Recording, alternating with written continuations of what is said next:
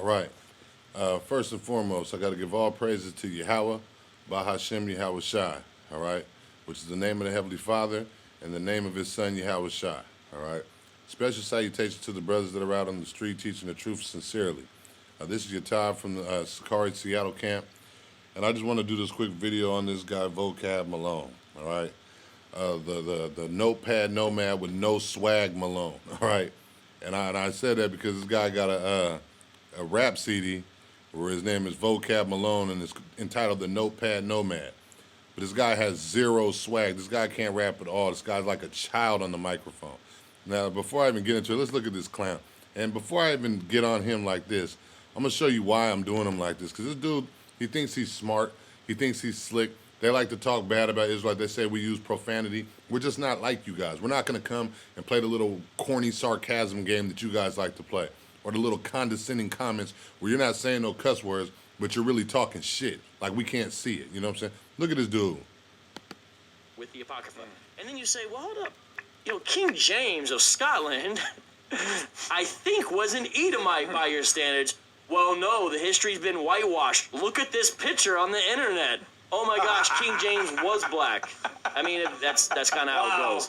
So King James was a black king of Scotland. Okay. Really? Yeah. So, it's like that. So The proof is all there. You got to do your research. Look at this meme. Google it. So my next question then. When they say do research, they mean read Hebrews like websites. They don't actually mean do research. Yeah. So look at this fucking devil. So this guy acts like we're stupid. Like we just go and get a meme or we read a Hebrew Israelite website and that's how we come up with all this. We don't do no research. We don't do no studying. We're not capable of reading something or going and buying a book and looking into it before we get to talking about it. You know what I'm saying? And that's my problem with this guy. And you see how he sits around these white people and how he talks about us when he gets around them. But then when he gets around, like when he was with the brother Alizar, how he sat there and acted all humble like it was all good. So there's no respect for a clown like this. This is Vocab, the notepad nomad with no swag. Malone. This guy has zero swag. And why do I say that? I mean, because this guy, first of all, is 2016, this dude's still wearing a Kango. Like he's LL Cool J. But look at this dude, man. Look at this guy. Hi, everyone. Look at this afro. Like, who's going to come out of the house looking like this with a damn cross-dresser, man? Listen to this dude. Vocab Malone, who has the same exact hair as Daniel Wallace. Who's Daniel Wallace? Call you Little Wallace instead Fucking of Young Wallace. How about that? All right, now, Vocab, as you know, there is a rumor going around. I've been going around interviewing scholars, and there is a rumor that Christian apologists and scholars can't rap. Have you heard this? Yeah, I have. I understand. I've heard it. And it makes sense. We look at, William Lane Craig and Gary Habermas and Mike Licona. These guys can't rap a president, am I right? No. Look at this clown. But people make a flawed inference and think that since, these guys can't rap, that Christian apologists in general can't rap. Right. That ain't true. It's not true. It's not true. Let's dissect this. Let's dissect this. We believe in data. We believe in evidence. So is there something you could do to prove that Christian apologists can actually rap? I think so. Listen to this. The word, what we speak, those we seek of the urban. Speak a piece of Pete, seek with the turban. What the hell? All right, let me go back just a little bit real quick. Let's just go back a little bit real quick. Oh, my God. Piece of Pete, seek with the turban. Oh, my God, man. I don't know why I keep doing that. The word, what we speak, those who seek are the urban. Speak a piece of peace, take a sig with the turban. What the hell does that mean? Are you trying to prove that you apologists can rap? The word, what we speak, those we seek of the urban. Speak a piece of Pete, seek with the turban. Can somebody tell me what that means? This is why this guy, this is no swag Malone, all right? Now, let's just get into it real quick. This guy's supposed to be a scholar and all that, right? So, right here, I'm talking to this guy. Now, the reason I came into this thread is because I noticed that he said something about how he's not for the system. His stance on gay marriage basically lets us know that he's not for the system. So, I say to him this. I say, you're not fooling anyone.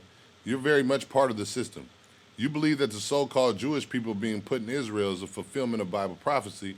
That belief alone lets us know that you're very much part of the system. Cut the crap. Now, the reason I said this is because I seen another one of his songs, and I'm gonna get to it in a minute. And it's called Genesis 16, and in that song, he said that Israel becoming a state in 1948 basically was a fulfillment of prophecy. He said that. So I'm basically asking him the question right here, but I'm putting it in a way to make him say something, because when I asked him about it before, he just ignored me. So I just basically told him, you said that. You know what I'm saying? So when he gets down here, he says wrong. He's talking to somebody else. When he gets right here, he's talking to me. It says, Yatab Daraj. Where did I say that? In fact, if you had your ears open, so right there goes another little sarcastic little comment. He's not gonna say what he wants to say. He's just gonna be a condescending little prick. Is what he's gonna do. So where did I say that? In fact, if you had your ears open, you would realize a book I recommended on the subject called Israel of God. First of all, this guy acts like if he recommends a book, I'm supposed to go out and buy the book and read the whole book so that I can understand where his theology lies at. So if I don't go get this book that he's talking about, I never heard you say nothing about the book. So I clearly didn't have my ear open for that, nerd. All right. So it says, I recommend on the subject Israel of God by O. Palmer R. Does not say that. Neither does another author I quoted on the subject. Another author I quoted from on the subject, George E. Ladd. My point, I read from people who don't hold to that because it's not something which can be proved conclusively. So right here, he's basically saying to us that those Jews that are sitting over there in the land, he doesn't even really believe that. But guess what? His mentor, James White, does believe that. Because he at the end of him dealing with Rakai, he said that, I think it was one of them videos where he said that, he's talking about the Apocrypha, and he was saying that the Jewish people never read the Apocrypha. They never held those books. Or whatever he said. He said they don't subscribe to those books. And he said the real Jews, basically. And that's exactly what he said. Not in those exact words, but something like that. So I go down, let's go down. I'm going to read my reply to him, all right? Yeah, this is ridiculous, man. So I say to him, I said, what a liar you are. I said, you know where you said that. Did you not say in your song Genesis 16 that in 1948 Israel became a state, a matter of fate because Yahweh is great? I said, so as you can see, I did open my ears, and I opened them up long enough to hear your corny elementary school level rhymes. Because if you get a third grader in here and you ask him to write a rap, if he thinks of the word great, the next word he's gonna think of is eight. He might think of hate. He might think of fate. Same stuff this grown man who's supposed to be a theologian and a scholar comes up with. Elementary school level rhymes, man. It's terrible. No swag at all. It says, and if Yahweh is great for Israel becoming a state in 1948, clearly you're saying the people who were put there are the people of God, and that's the fulfillment of prophecy. If you're trying to say that's not what you're saying, that also shows us you're very confused. So which one is it, scholar? Is Yahweh great for that or not? We know the Lord's name isn't Yahweh, but there's no reason for me to even go there with these dummies, man. So it says, so is Yahweh great for that or not? So I scroll down, and I said, I put it up right here, all right? Here it is, Genesis 16 by No Swag Malone. And it says, this is for anyone who wants to hear how much No Swag sucks on the mic, all right? So let's listen to him say it real quick. This guy is garbage. He got the nerve to be talking about people. This dude's, they don't really, when they say mean research, they don't really mean research. Who does this dude think he is? Genesis 13:15. For all the land which you see, This is terrible. I give to you and your descendants forever.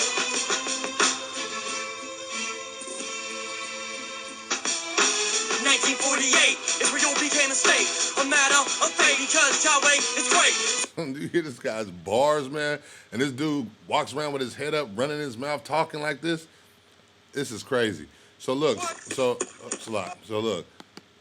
I hit him with that. And remember, he just told me if I'd opened my ears, I'd have heard all this other stuff. He said he never said that. I just proved to him that he did say it. So down here, I say your comment also shows that you're no scholar at all, because it can be proven that them being put in Israel is not the fulfillment of prophecy. And it can be proven. We're going to get it. It's very easy to prove. These scholars and theologians, if they're able to come under those titles, they should be the ones teaching us this, all right? But clearly the Lord said he was going to use the foolish of the world to confound the wise. You know what I'm saying? We're not running around calling ourselves no theologians or doctors like these liars are. You know what I'm saying? So it says, that's not the fulfillment of prophecy. I said, the fact that you play dumb like you don't know that shows that you are for the system and you're not about the truth at all. Boy, who do you think you're fooling, all right? So then I say, let's see how this serpent, Vocab Malone, slithers his way out of this one. And, you know, this guy's not replying at all. He's over there trying to figure out how he's going to get out of it. How can he dance his way up out of this? Now, of course, when he hears it, he's going to say that's not what he was doing. He had a bunch of other people to respond to. That's what he's going to say. But we know what's up. He wasn't taking long at all to respond to me before. But once I dropped this on him, it's taking a little bit of time. So then I say, after about 15 minutes, after 15 minutes goes by, because look, this is 1:30, now it's 1:45. I'm like, Vocab Malone has just been proven to be a liar and a false teacher. Go back to James White, who's another liar and a false teacher, and we got something for you too, white boy. It says, and ask him, how do you get out of this one, you damn hypocrite? So now he's back real quick. I have modified my position somewhat since then. That song is like 9 years old. Okay, see that? It says, good job finding it though. Impressive. You see the level of arrogance here? This dude just sat here and, oh, if you would have opened your ears, now it turns out he did say it. Now he's, oh, impressive, LOL. Okay, so he thinks he got, well, you had to admit it. There's no other angle for him to take other than to admit that he said it and he was wrong, all right? So I say to him, let's go, where was that? I said, so basically, you were a false prophet 9 years ago, but you're not anymore, LOL. I said, but never mind that, after all, that was 9 years ago. So let's deal with what you just told me today. It said, you just said that it can't be proven if that's a fulfillment of prophecy. I said, another clear example that you're no scholar at all and that you're 100% a false teacher. I said, what does the almighty debate great James White have to say about this? Clearly he hasn't taught you well, or he believes the same things you believe, right or wrong. I said, hello, this is hilarious. These clowns got a lot of nerve, you know, and they do. They have a whole lot of nerve. So look what he hits me with. It says, I used to be a dispensationalist in the vein of John MacArthur. Now I'm a progressive covenantalist in the vein of Gentry and Wellham. Now, I went and looked up these two devils, man. Hey, it's even worse. And these guys can all call themselves scholars and theologians. Scholars and theologians are bringing about damnable heresies, and it's unbelievable. But they're able to do it under them titles. But see how he starts using all these little words that you're not going to find. You're not going to find the word dispensationalist in the Bible. You're not going to find the word progressive covenantalist in the Bible. Those words aren't in there. These guys start making up stuff to go with their theology, okay? Now, look, so what do I hit them with? I say, all that is BS. It doesn't matter which one you are. You're still teaching lies to the people. Just because you use a bunch of $1 million words, I got to give a shout out to Uriah from GMS Seattle for that, because that's the perfect way to describe it. I seen a video he did on Vocab, and he said he does use a lot of $1 million words, and there's no other way to describe, like when he was talking to Tazariak, and triumphalism, you won in triumphalism. This guy acts like because he uses a big word, then he just did something. You know what I'm saying? So just because you use a bunch of $1 million words doesn't make you a scholar. You're a false teacher / prophet, and the world's going to know now, all right? So look, I'm going to show you guys something real quick, because what's happening right here is these devils, I mean, and what's crazy is this guy Vocab Malone, they stay talking about Jesus. And he's talking about 1948, Israel becomes a state. First of all, when the real Jews are in the land, it's not going to be a question of whether or not they're the real Jews or not. And the reason why is because they don't go back to the land until Yahweh Shai comes back and puts them in the land, until the Lord puts them back in the land. And when the Lord does this, the whole world's going to know it because of the way he's going to do it. There's not going to be no question about it, all right? So a scholar telling us, well, there's really no way to tell. You're not no scholar at all. You're a demon, all right? Now, look at this right here. Slide. So this thing right here, let me scroll up. Computer's moving kind of slow. All right, this is the Watchman Bible Study. It says 10 prophecies fulfilled in 1948. This is showing you how wicked these devils are. Because what these guys are trying to do is they're trying to say that these things already happened. These are the fulfillment of scriptures already. But I'm going to show you how cold they are. So what they understand is all these scriptures are talking about the same thing. It's one of the biggest prophecies in the Bible, if not the very biggest prophecy, because the Israelites being returned back to their land is going to be done when Jesus comes at the second, the one the world calls Jesus, when he returns in the second coming, all right? That's when we're going to get put back in the land. So it brings up Amos 9:4. It says it was fulfilled in 1948. It brings up Ezekiel 37. We know that's the Valley of Dry Bones. They said that was fulfilled in 1948. So these guys know that all these scriptures are lining up together. They're all going to happen at the same time when they do happen. They talk about, it says Isaiah 66, 7 and 8 was fulfilled in 1948. Now I'm going to show you how crafty these devils are, you know. And James White, why don't you do something? Why don't you do a video on this and break this down to us? Who are those people sitting there in the land if they're not the Israelites, if they're not the actual biblical Israelites, if they're lying, all right? Now, let me show you something real quick. It's almost there. Okay, this one I'm going to show you. And these devils are so crafty. Look how they did this. They purposely put Jeremiah 16 up here, right? I'm going to show you how easy it is to prove who the Israelites are, or that those people in the land aren't the Israelites, all right? So this is Jeremiah 16. It says, 16 verse 14. It says, therefore, behold, the days come, saith the Lord, meaning this is a future prophecy. This day is coming. It hasn't came yet. Saith the Lord, Yahweh. It says that it shall no more be said, the Lord liveth, that brought up the children of Israel out of the land of Egypt. It says, but the Lord liveth, that brought up the children of Israel from the land of the north, which we're at right now, North America, and from all the lands whither he had driven them, and I will bring them again into their land that I gave unto their fathers, all right? So that's the prophecy. The Lord's saying he's going to do something so amazing that people aren't going to forget about Moses and what happened, but it's going to be so amazing that people are only going to talk about what he did to get the Israelites out of the land of the north and all the lands that he'd driven them. First of all, we're still talking about Moses and all the plagues that the Lord did to the Egyptians. So clearly those people sitting over there in the land, they're not the fulfillment of this prophecy right here. Because if they were, people would only be talking about the Lord liveth, that brought the children of Israel up from the land of the north and from all the lands that he had driven them. Clearly, right? That's not an assertion, all right? That's clearly what's going on right now, all right? Now watch this. This is Jeremiah 23, all right? It says, therefore, behold, the days come, saith the Lord, that they shall no more say, the Lord liveth, which brought up the children of Israel out of the land of Egypt, but the Lord liveth, which brought up and led the seed of the house of Israel out of the north country and from all the countries whither I had driven them, and they shall dwell in their own land. Now, clearly, this right here is talking about the exact same thing that we just read right here, right? Or James White, is that an assertion? Do a video and explain if this is an assertion, if this is or isn't talking about the exact same thing. Now, on this thing right here that we read, remember, it shows us Jeremiah 16. The reason that they're doing that is because if you go to Jeremiah 23, which is talking about the same thing, right? If you go up a couple verses, look what it says here. It says, behold, this is Jeremiah 23 and 5. This is talking about the same thing, but it's giving you a little bit more. That's why the Bible says precept upon precept, line upon line, here a little and there a little. You got to take a little bit from here and match it up with a little bit from there, James. Why? I know you hate that, but that's how the Lord said we're supposed to read the Bible. No swag. I know you hate that, but that's how the Heavenly Father told the Israelites to read the Bible to get the understanding, all right? So let's read verse 5. It says, behold, the days come, saith the Lord, that I will raise unto David a righteous branch, okay? And the king shall reign and prosper and shall execute judgment and justice in earth. Now, we know that Yahushua was the seed of King David, all right? And we know that he's the king that's going to reign and prosper. He's the king that's going to execute judgment and justice in the earth, all right? It says, in his days, in the days of this king, the king that was going to execute judgment and justice in the earth, in his day, Judah shall be saved, which is who? The Jews. It says, and Israel, which is who? Or if you guys want to call them the Gentiles, remember how in Ezekiel it talks about take a stick for Judah, take a stick for Joseph, and put them all together and make them one in my hand? This is what it's talking about. The Lord's just using a little bit different words, all right? But it's saying that this is all going to happen in the days of that king that's going to execute judgment and justice in the earth.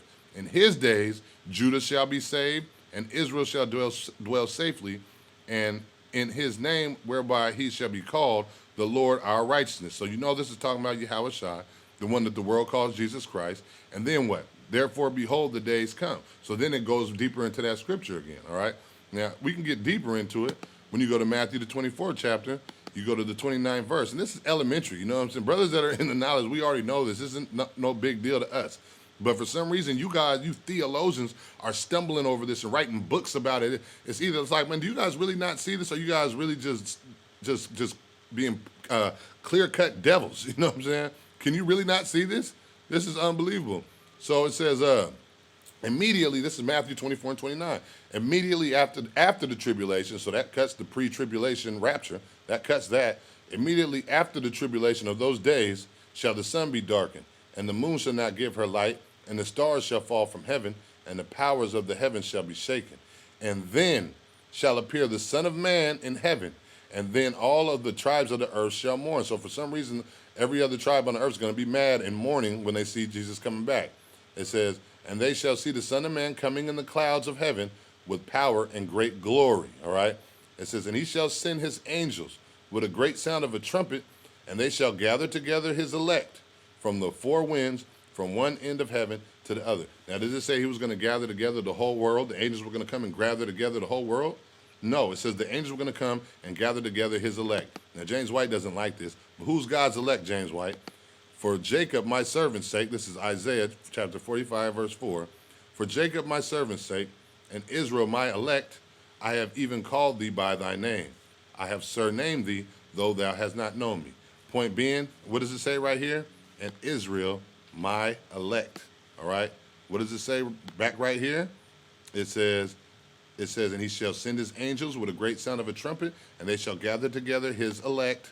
Okay? Let's do it again. Who's the Lord's elect? Salat. Who's the Lord's elect? Israel, my elect. Did I insert that? I didn't write that. All right? Do I need to go look up the Hebrew and the Greek to figure out who he's talking about right here? All right?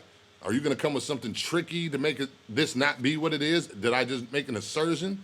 All right? So this shows Vocab Malone doesn't know what he's talking about. All right? This shows clearly this guy's not no scholar. This was elementary right here. All right? And you know what? That's all I pretty much had to show. Just something real quick. And James White, don't trip. We got something for you too, white boy. Shalom.